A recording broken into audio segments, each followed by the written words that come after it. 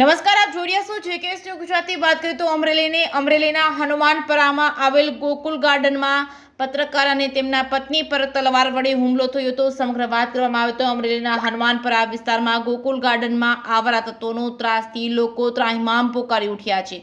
પત્રકાર એકતા પરિષદના મહામંત્રી પંકજભાઈ મહેતા અને તેમના ધર્મપત્ની પર આવારા તત્વો દ્વારા તલવાર અને છરી અને પાઇપ વડે હુમલો કરાયો હતો. બનાવની વિગત જોઈએ તો ગઈ રાત્રે અસામાજિક તત્વો દ્વારા જાહેર સંપત્તિનું નુકસાન કરવામાં આવ્યું હતું. અસામાજિક તત્વો દ્વારા સોસાયટીમાં જાહેર કેમેરાઓ હટાવવામાં આવ્યા હતા. જાહેર સ્થળો પર આવેલા બાકડાઓ અને અન્ય જાહેર સંપત્તિને પણ નુકસાન કરવામાં આવ્યું હતું. સોસાયટીમાં આ અંગે સોસાયટીના રહીશો દ્વારા પોલીસમાં લેખિતમાં અરજી આપવા છતાં પોલીસ તંત્ર દ્વારા કોઈ કાર્યવાહી કરવામાં આવી ન હતી.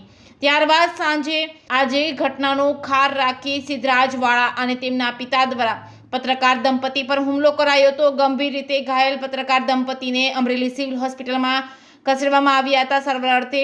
આવતીકાલે ચૂંટણીના પરિણામો હોય ત્યારે આચારસંહિતાનો ભંગ કરી તલવાર સહિતના હથિયારો વડે પત્રકાર પર હુમલો કરતા આચારસંહિતાનો ભંગ કરીને તલવાર સહિતના હથિયારો વડે પત્રકાર પર હુમલો થતા પોલીસના ધજાગરા ઉડ્યા હોય તેવા દ્રશ્યો સામે આવ્યા છે.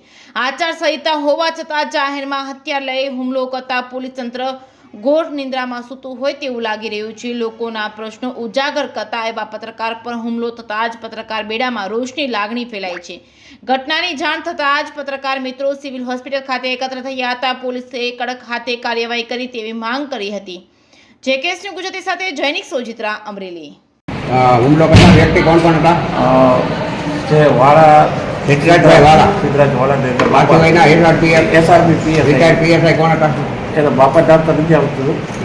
એ બે બાપ દીકરા હુમલો છરી તલવાર ને પાઇપ વડે હુમલો કર્યો.